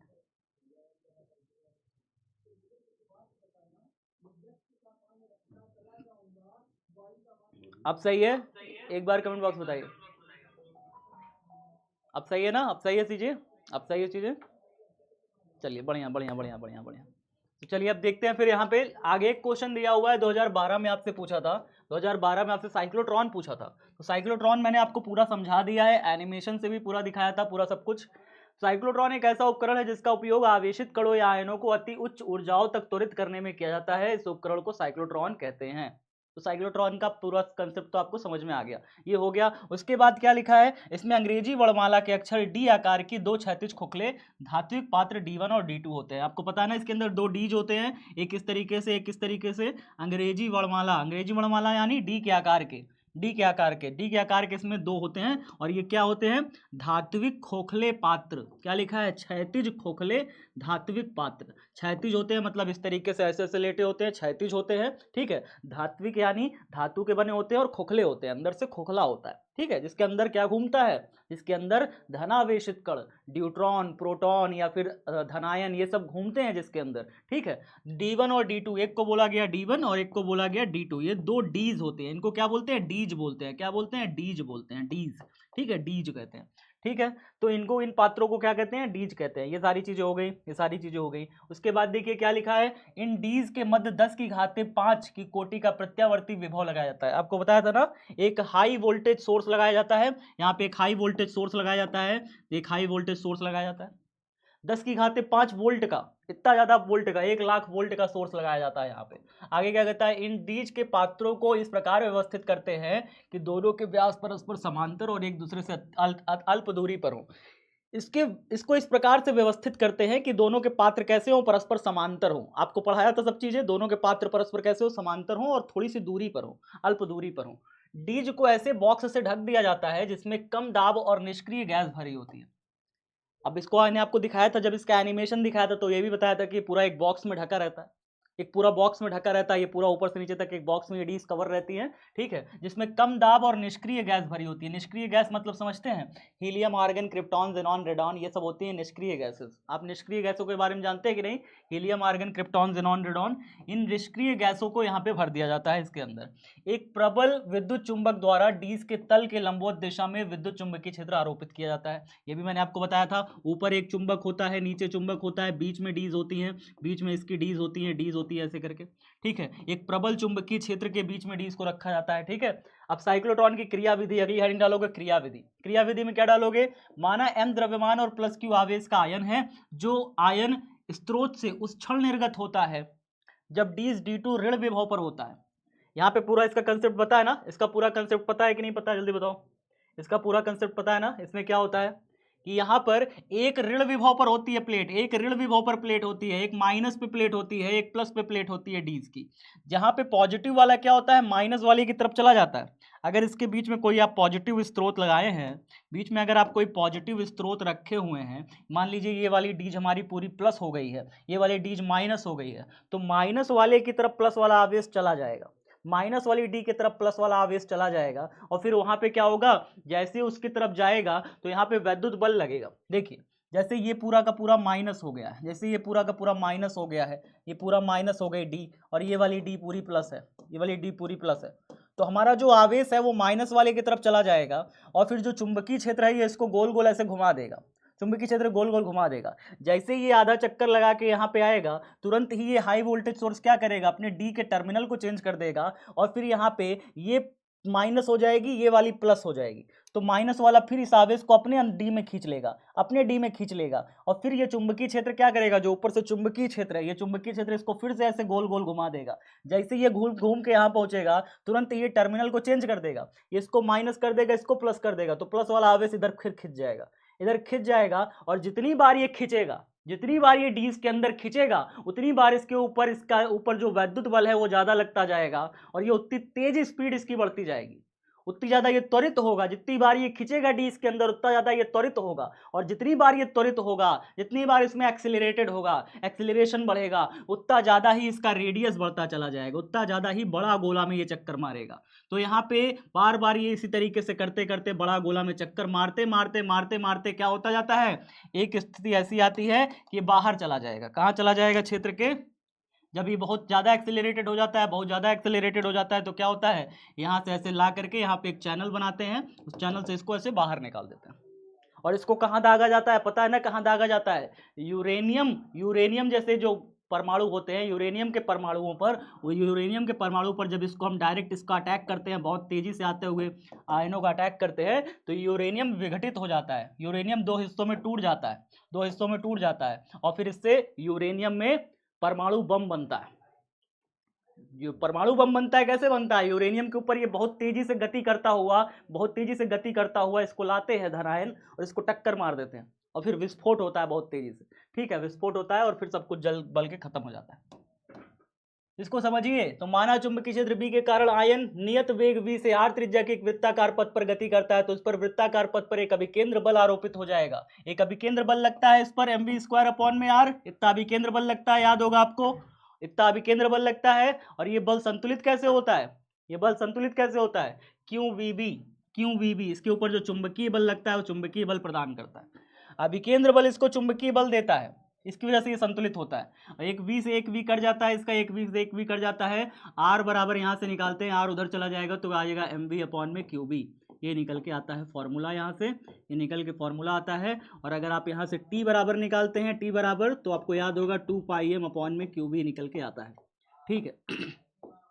साइक्लोट्रॉन की आवृत्ति निकालना चाहते हैं, साइक्लोट्रॉन की आवृत्ति, तो साइक्लोट्रॉन आवृत्ति आपको फॉर्मूला याद होगा, साइक्लोट्रॉन आवृत्ति मैंने आपको निकाल के दिखाया था, आवृत्ति निकाल के दिखाया था, n बराबर होती है साइक्लोट्रॉन की आवृत्ति, ये पलट जाएगा, ये ऊपर चला जाएगा, ये नीचे आ जाएगा, बस आवृत्ति निकल आता है, यानी QB/2πm, ऐसे ये साइक्लोट्रॉन की आवृत्ति होती है। मेरे साथ यहाँ तक अगर आप कर दोगे तो आपको पूरा 5 नंबर मिल जाएगा। डायग्राम बनाना जरूरी है, बिना डायग्राम के काम नहीं चलेगा, तो डायग्राम बनाना है। देखिए क्या क्या लिखना है साइक्लोट्रॉन में, क्या क्या लिखना होता है, क्या क्या लिखना होता है साइक्लोट्रॉन में, समझिए। पहले आप ये लिखोगे पूरा, पहले आप ये पूरा लिखोगे, फिर आप ये पूरा लिखोगे कार्यविधि तक, फिर उसके बाद क्या लिखोगे, फिर आप ये पूरा हेडिंग डालोगे, ये पूरा लिखोगे, और साइक्लोट्रॉन आवृत्ति तक छोड़ोगे लाके। जब यहाँ तक कर दोगे डायग्राम बना के, तो आपको 5 नंबर पूरा मिल जाएगा, ठीक है। चलिए अब हो गई क्लास खत्म, खुल जा भाई प्लीज, गुस्सा कह दिला रहे हो, बोर्ड मार खाएगा किसी दिन, मैं इसको किसी दिन पटक मारूंगा, देख लेना। अगर ये इंसान होता ना, कसम से बता रहा हूं, इसको अभी यही मारता मैं। एक तो पूरी पीपीटी खराब कर दिया लड़के ने, अब छूने पे चल भी नहीं रहा है ये। हाँ चल गया, चलो चल गया। आगे देखिए फास्ट ट्रैक रिवीजन। तो हमने देखा t बराबर 2πm/qb, ये एक फार्मूला होता है। इसके अलावा हम लोगों ने एक फार्मूला निकाला कि बहुत सारे फार्मूले देखे आज तो फिलहाल, स्मॉल r = mv/qb। जब ये घूमेगा साइक्लोट्रॉन में चारों तरफ, तो इसकी जो त्रिज्या होगी, उसकी त्रिज्या कितनी होनी चाहिए साइक्लोट्रॉन में घूमते समय आवेशित कण की, तो r बराबर mv/qb, ये इसकी त्रिज्या हो जाएगी, ठीक है। होमवर्क में क्या है, पूरी वीडियो को एक बार फिर से देखिएगा, जहाँ कहीं नहीं समझ में आया उसको फिर से करिएगा, ठीक है। ये आपका होमवर्क है। तो आपके लॉन्ग और शॉर्ट सारे आंसर हो गए आज, लॉन्ग एंड शॉर्ट सब कुछ हो गया। इस चैप्टर में कुछ अब बचा नहीं, लॉन्ग एंड शॉर्ट सब खत्म हो गया है, ठीक है। कोशिश करिएगा, 2 क्वेश्चन मैंने आपको दिए हैं, ये क्वेश्चन को प्रूव करिए, ये क्वेश्चन प्रूव करिए और इसको अपने से लाइए, यही आपका होमवर्क है। 2 क्वेश्चन मैंने दिए थे ना, ये कुंडली के केंद्र पर चुंबकीय क्षेत्र की तीव्रता निकालना और कुंडली के अक्ष पर चुंबकीय क्षेत्र की तीव्रता निकालना, ये दोनों आए हुए हैं परीक्षा में, इनको आप करिए, अपने से करिए और इसको निकाल के देखिए, ठीक है। अगली क्लास आपकी क्या होगी, भूमिका होगी और क्षण चुंबक के बारे में पढ़ाऊंगा। भूमिका व क्षण चुंबक, क्षण चुंबक अगला चैप्टर है। अगला चैप्टर में हम लोग जाएंगे चुंबकत्व और द्रव्य। इसका नाम क्या है, चुंबकत्व और द्रव्य व द्रव्य, मैग्नेटिज्म एंड मैटर, इंग्लिश में कहते हैं मैग्नेटिज्म एंड मैटर। अगली क्लास ये होगी हमारी प्यारे साथियों। और यार ये क्या हो रहा है। इसके बाद बिहार बोर्ड साइंस विद्याकुल को सब्सक्राइब कर लें प्यारे बच्चों, इसको सब्सक्राइब कर लें, जल्दी सब्सक्राइब कर लें, फटाफट सब्सक्राइब कर लें। और धन्यवाद, जुड़े रहे ओंकार बैच के साथ। जीत हमारी होगी प्यारे साथियों। बाय बाय, टेक केयर, ख्याल रखिएगा। पीडीएफ मिल जाएगी, परेशान मत हो।